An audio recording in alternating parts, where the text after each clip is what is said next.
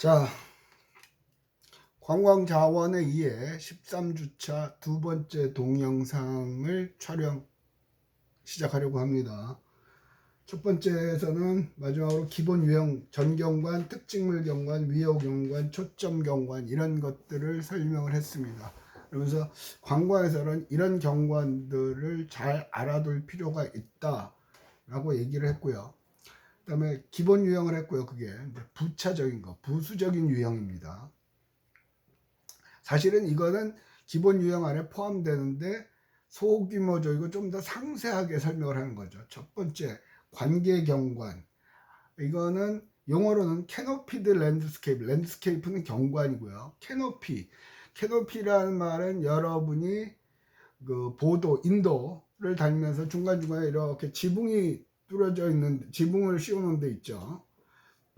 그 롯데호텔 앞이라든가 그런 데 이렇게 지붕이 있잖아요. 그게 캐노피예요. 그래서 그 우리 같은 경우는 산이 울창한 숲속에 걷다 보면 여기 가면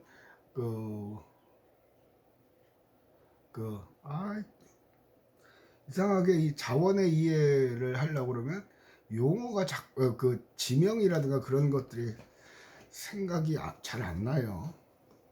여기 넘어갑시다. 관계경관 하여튼 그런 것들인데 이렇게 위로 이렇게 캐노피 지붕처럼 숲이 우리 그런 말 하죠. 숲이 울창해서 하늘이 안 보일 정도로 되어 있는 경관이에요. 그래서 그 비구니의 사찰 여기 있는데 거기 가면 그런 게 보이고, 우리는 딱히 부산에서는 그 정도가 되는 게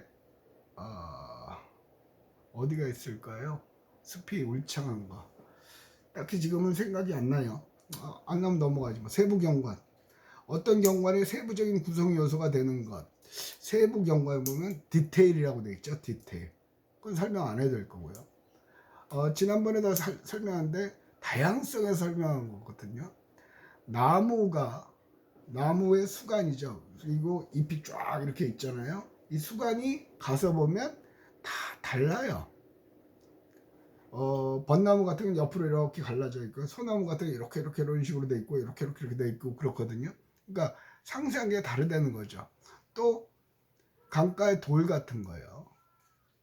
또 거제도 몽돌 해변의 그 몽돌들 크기, 모양, 색깔이 조금씩 다르죠. 그런 것들이 세부 경관이에요. 여기서 보면 한 그루의 나무, 꽃의 모양, 열매의 색깔, 나무도 모양이 다 다르죠. 은행나무, 또 메타세퀘이아, 담양에 가면 메타세퀘이아 길이 있거든요. 이렇게 쫙 있는 거 한번 관심 있으면 찾아보세요. 그래서 메타세퀘이아는 살아있는 화석이라고 그러죠. 몇만 년 동안 돼 있죠. 네, 그 뿌리가 한번 뿌리를 내리면 캐기도 쉽지가 않다고 그러죠.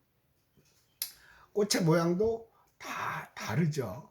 또 가을 되면 상사화라는 것도 있거든요. 상사화, 우리 상사병 걸린다고 그러잖아요. 상사화라는 꽃은 길가에 심어져 있는데 야생화인데요. 그거는 대체로 꽃이 피려면 잎이 나오고 그 다음에 꽃이 피고 함께 지고, 꽃이 먼저 지고, 상사화는 잎이 나고 잎이 진 다음에 꽃이 펴요. 그러니까 꽃과 잎이 서로 만날 수가 없죠. 그래서 항상 그리워한대요.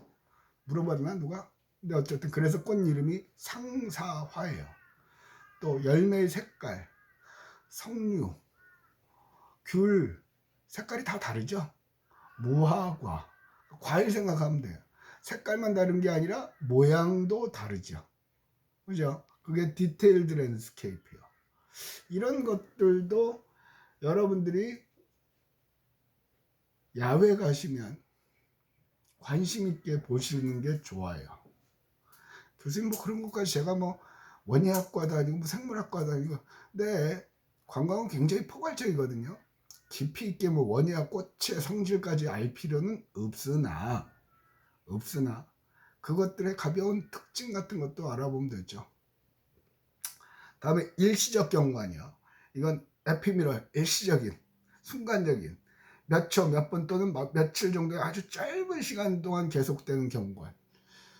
가장 대표적인 거로는 무지개가 있죠. 무지개. 비가 오고 나서 햇빛이 쫙 있을 때, 아니면 날씨가 흐려서 습기가 많을 때 햇빛이 비치면 쫙, 가끔은 쌍무지개, 무지개가 두 개로 뜨기도 하죠. 그래서 여러분이 그게 이제 자연적으로 그런데요. 폭포 옆에 가도 무지개가 많이 보여요. 희망사항입니다만 2학기 때 가면 관광자원 해설로에는 현장 납서로 영주 부석사를 가거든요. 영주 부석사를 가는데 영주 부석사 밑에 주차장 옆에 인공으로 폭포를 만들어 놨어요. 근데 거기는 항상 그 폭포하고 햇빛하고 맞춰서 무지개가 펴요. 그래서 일부러 올라갈 때는 일로 갔다가 내려오는 길에 이렇게 돌아서 학생들하고 같이 돌아서 내려면서 그걸 보여주기도 하거든요. 그래서 2학기 때 모르겠어요. 뭐 중고등학교도 개학한다 그러고 그러면 자연스럽게 대학도 전면 수업하라고 그럴 텐데 오늘 어저께인가요? 보면 강북에 서울의 강북에 있는 뭐 학교 이름은 안 나는데 뭐 고등학교에서 확진자가 한 명 나와가지고 조사해 보니까 30명이 확진이더라. 무증상 확진이더라. 그래서 학생들이 다니는 학교에서 저렇게 대규모 30명이면 대규모래요. 대규모 감염자가 나온 건 처음이죠. 그래서 교육부하고 지금 난리가 났어요. 근데 사회 전반적인 분위기는 7월, 8월, 늦어도 9월쯤 되면 어느 정도 이렇게 안정세가 되는 걸로 지금 나오고 있죠. 희망 고문하긴 싫은데 어쨌든 좀 했으면 좋겠어요. 예. 이 동영상 수업은 육체적으로는 대면 수업, 강의실에서 하는 수업보다 훨씬 편하긴 합니다. 시간이 짧기 때문에. 그런데 정신적으로 굉장히 스트레스예요. 왜 그러냐면 이게 제대로 전달이 안 된다고 저는 생각을 하거든요. 최대한으로 설명을 함에도 불구하고 그게 잘 안 된다고 생각을 하죠. 그래서 막 화가 나죠. 열심히 수업은 하는데 이게 전달도 안 되고 또 안 듣고, 지금 이 얘기를 들으시는 분들은 감사합니다. 고맙습니다. 참 열심히 설명을 해요. 최선을 다해서. 그래서 2학기 때도 제가 4강좌를 해야 되는데 2강좌 정도는 인원을 줄여서, 지금 2학년 같은 경우는 영어가 지금 인원을 줄였죠. 오늘 마지막 수업을 하긴 했습니다만은 만족해요. 열심히 했어요. 듣는 수강생도 나름대로는 얻는 게 많을 거라고 생각을 해요. 물론 100명이면 100명 다 만족은 못 시켜요. 그런 수업은 없죠. 대학교에서 첫째 때는 그러려고 노력은 했으나 그거는 헛된 욕심이더라.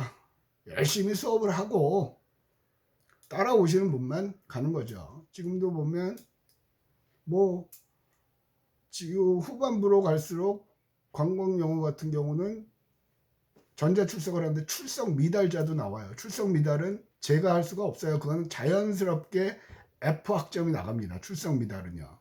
출미가 뜨면요. 미출결이라고 뜬 건 제가 수정을 할 수 있으나 출석 미달은 이미 입력이 된 상태이기 때문에 제가 어떻게 손대기가 어렵죠.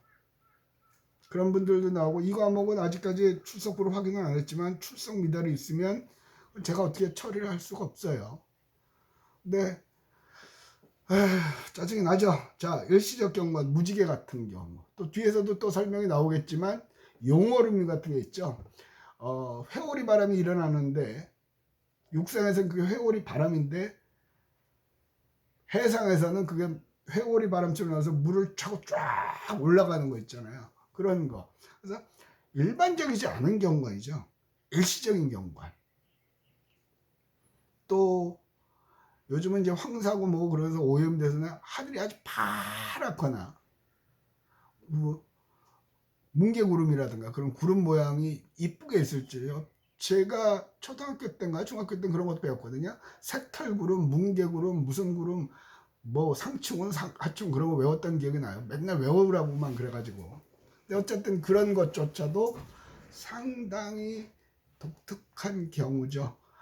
뭐 낙조 같은 경우도 일출적인 경우가 아니고 일출도 가끔 그래서 서해안의 꽃제 해수욕장 같은 데서는 일몰명소라고 그러죠. 양쪽에 이렇게 섬이 이렇게 있고 그 사이에 이렇게 해가 떨어지게 빨간 해가 떨어지는 게 딱 걸리는 시점이 있어요.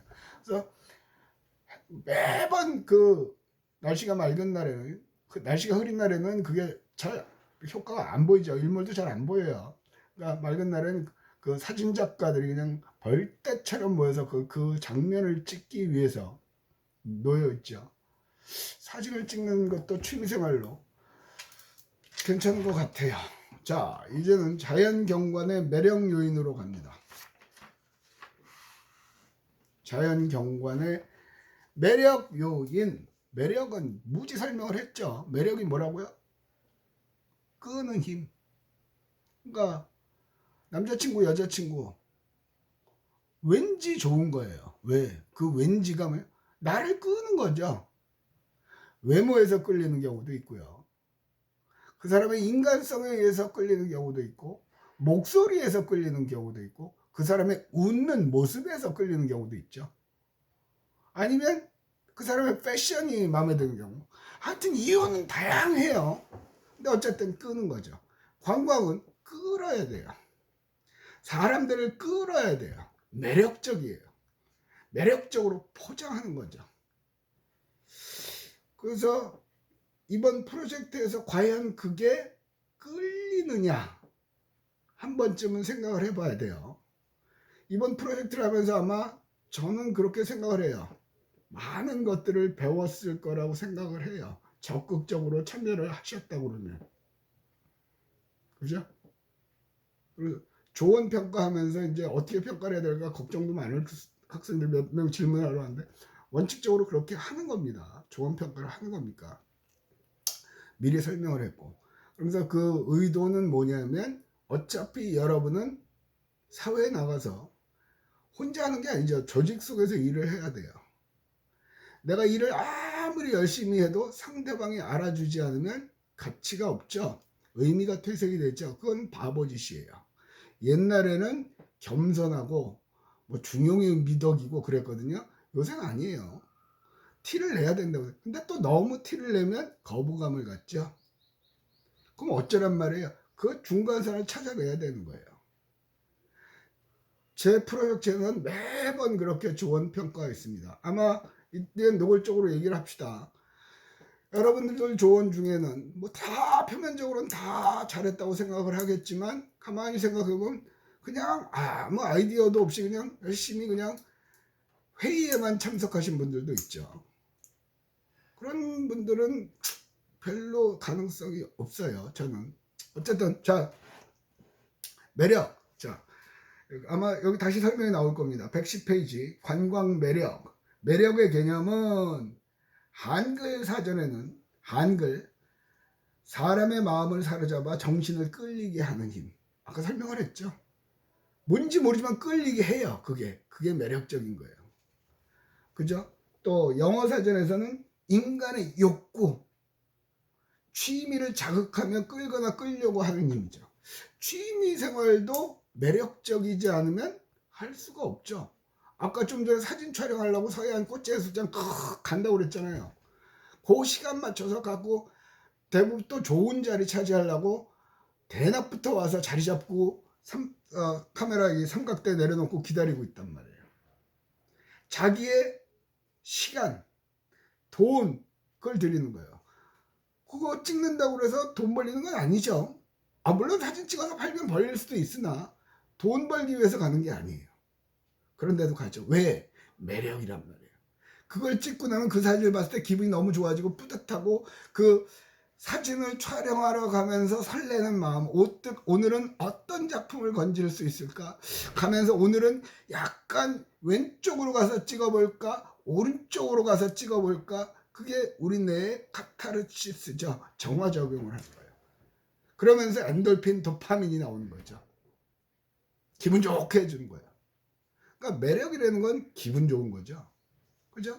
그러면 관광 자원은 매력이 없으면 나를 기분 좋게 해주지 않으면 자원을 해서 생명력이 없어지는 겁니다. 이해되시죠? 그러니까 여러분들은 많이 다녀야 돼요. 많이 놀러 다녀야 돼요. 많이 드시고 많이 술도 드시고 술집도 가고. 보세요. 술집의 인테리어, 식당의 인테리어 다 다르단 말이에요. 근데 어떤 거는 매력적이고 어떤 거는 뭐 그냥 그렇고, 또 음식의 맛도 다 다르죠. 어떤 사람들은 맛을 위주로 매력을 평가하는 사람도 있고, 어떤 사람들은 가게 인테리어 위주로 하는 경우도 있죠. 교수님, 우리 외식학과 아닌데요. 외식학과라고 얘기하는 게 아니라요, 관광의 행태가 그렇다는 거예요. 식당도 자원이고요, 바다도 자원이고요. 이 세상의 모든 건 자원이에요. 단 자원을 매력적으로 포장하는 건 누가? 우리가. 그걸 못하면 폭망. 이거 졸졸졸 외운다고 그거는 안 나옴. 항상 하는 얘기가, 올 에이플 맞는다고 그래서 그러면 걔는 관광 분야의 최고의 인재냐? 개뿔. 그냥 C만, 대부분 C만 맞았는데도 번뜩이는 아이디어가 있으면 그거는 성공 가능성이 무진합니다. 뭐 누구예요? 스티브 잡스도 그렇고, 페이스북 만들어낸 마크 저커버인가 걔도 그렇고, 대학 때 별로 그렇게 성적 안 좋아요. 그죠? 그 전공을 바꾸기도 하고 졸업 안 하기도 하고 중간에 중퇴하기도 하고요. 대학은 항상 그렇듯이 뭔가 내가 거기에 끌려야 돼요. 그러니까 여러분이 지금 이번까지 1학기까지 마쳤는데 안 끌린다 그러면 전과하는 것도 하나의 방법일 수도 있어요. 다른 걸 못 찾으면 그냥 있고요. 또 가서, 그러니까 확실하게 다른 거에 끌리면 그런 쪽으로 방향을 급선회하는 것도 인생을 살아가는 방법 중에 하나예요. 아니 교수님, 그거는 조금 리스크가 따르고요. 저는 어쨌든 관광 쪽에서 머물고 싶은. 그러면 끊임없이 어떤 게 매력적인가 찾으세요. 어떤 게 매력적인가. 그걸 못 찾으면, 그걸 찾는 능력이 없으면 어렵죠. 하다못해 항공권 티켓을 받을 때도 어떤 사람은 잘 팔고요, 어떤 사람은 잘 못 팔아요. 쉽게 말하면 얘기를 할까요? 제가 5월달이면 자동차 보험을 갱신을 해야 되거든요, 매년.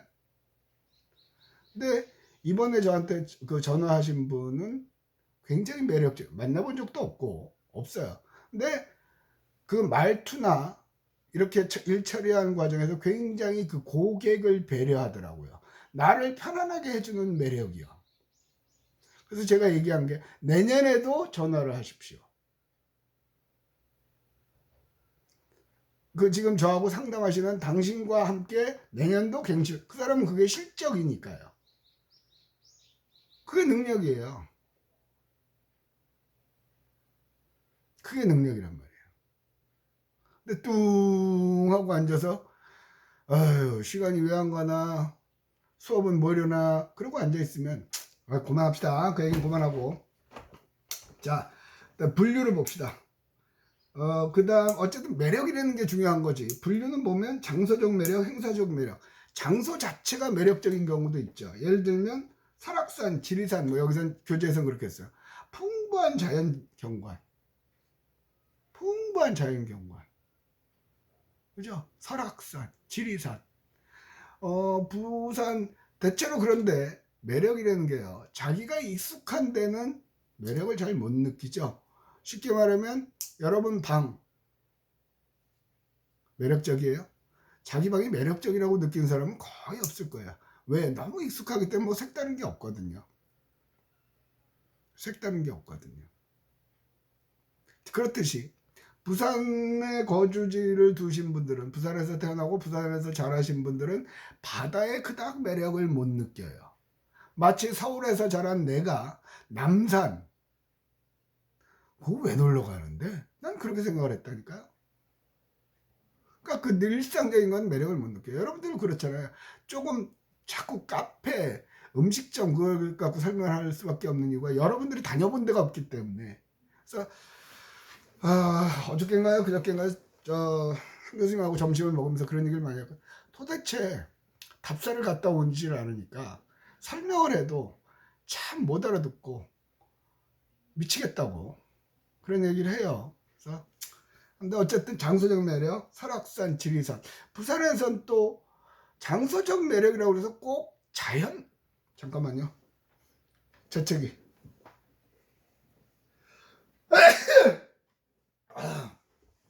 미안합니다. 자연적 매력만 있는 건 아니죠. 바글바글 되는 것도 매력. 서면 1번가, 또 광복로, 해운대 구남로. 근데 거기에서 굳이 크리스마스 트리하고 전구 갖다 놓고 별빛 불빛 축제 하는 이유가 뭐야?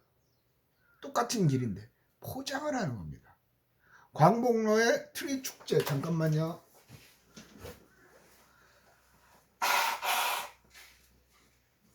재채기를 하고 났더니 그것조차도 매력이죠. 또 도심 길거리의 각종 구조물이요. 원래대로 하면 일정 규모의 건물에는 미술 작품을 갖다 놓게 돼 있죠. 미술 작품을. 그것도 이제 부정부패 갖고 비리 맨날 돈 받고 처먹고 해주고 난리가 났었는데, 원래대로는 그걸 처음 도입한 시도는 너무 콘크리트로 상막하니까 여기에 뭔가 문화적인 요소를 가미하자, 그런 것들이에요. 그래서 이번에도 복잡한 얘기 치우고, 삼성 회장이 이제 죽으면서 세금을 내야 돼, 세금을 못 내니까 자기가 그동안 수집했던 작품을 국가에 기증을 했죠. 그거 갖고 또 서로 싸우죠. 서울에서는 서울에다가 해야 된다, 부산에서는 부산에다 해야 된다, 광주에서는 광주에다 해야 된다. 개인적으로 저는 서울에다가 하는 거는 조금 의견을 달리합니다. 이유는 이미 거긴 매력적인 게 많아요. 근데 뭐 전라도 같은 경우는 그런 게 드물거든요. 전라도 나주, 광주 뭐 그런데 그거 하나만, 구겐하임 미술관 그거 하나로 망해가는 도시가 살아났단 말이에요. 그 컬렉션, 이건희 컬렉션이 어마어마해요. 어마어마해요. 또 미술 얘기를 하려면 또 길어요. 3학년 내 가면 문화관광론이라고 하고 있습니다. 그래서 문화 얘기를 할 때 그때 조금 살짝 맛보기로 할 수 있을 것 같은데, 그것만 가지고도 엄청난 거예요. 보세요. 지금은 우리는 부산 박물관 있죠. 박물관 가고 싶으세요? 그 다음에 부산 시립미술관 가고 싶으세요? 제 기준으로 거기 너무 좋아요, 너무 가고 싶어요. 그러면 약간 독특한 캐릭터죠. 그거 박물관 미술관이 그들만의 전체예요. 그걸 매력적으로 포장을 못하는 거죠. 그래서 최근 들어서 추세는 미술관 박물관에 도슨트라는 게 있습니다. 도슨트요. 큐레이터는 이렇게 뭘 전시할까, 주제는 뭘까, 그런 거 하시는 분이고요. 박물관 학예사들은 연구한 사람들이고요. 도슨트는 뭐냐면 전시물을 설명을 해주는 거예요. 이 시대적 배경 뭐 그런 걸 갖고 설명을 해주는 거거든요. 그 설명이 곁들여지면 보이는 게 달라 보이죠. 쉽게 말하면 이 책 자체를 읽어서도 알 수 있으나 이 책에 없는 내용, 하여튼 각종 사례들을 교수 입으로 설명 예를 들어준단 말이에요. 그럼 이해를 도우면서 이렇게 해야 되겠구나, 저렇게 해야 되겠구나 생각이 나죠. 그런 거예요. 관광도 그렇거든요. 일단 눈에 확 띄게, 우와 뭐지? 그게 만들어내는 거죠. 늘상 얘기하죠. 통영에 가면 원래는 동피랑이에요. 벽화 그린 거죠. 그러니까 동쪽에 있는 마을이 동피랑, 동쪽에 있는 그 경사진대가 동피랑. 그러니까 좀 몇 년 지나서 서피랑. 요새는 또 DP랑 만들었단 말이에요. 디지털 동피랑이라는 거죠. 동피랑은 아니에요. 위치는 조금 벗어나 있어요. 왜? 디지털로 벽면에 그림도 그리고 불꽃도 치우고 입장료도 비싸요. 근데 바글바글하죠. 보세요. 아날로그 감성에다가 최첨단 디지털 감성을 합쳐버린 거란 말이에요. 누가? 통영관광공사에서. 이제는 그런 인재가 필요한 시대예요. 그러면 생각을 어떻게 해야 될지 아시겠죠? 자, 마지막이니까요. 리포트 낼게요. 자, 사람의 마음을 사로잡아 정신을 끌리게 하는 힘. 두 글자로 뭐라 그럽니까? 여러분 교재 110페이지 하나, 둘, 셋, 넷, 셋째 줄에 있습니다. 두 글자, 미음, 리을 써서 내시면 되겠습니다. 이것으로 13주차 두 번째 동영상을 마치도록 하겠습니다. 매력만 설명하고 끝났네요.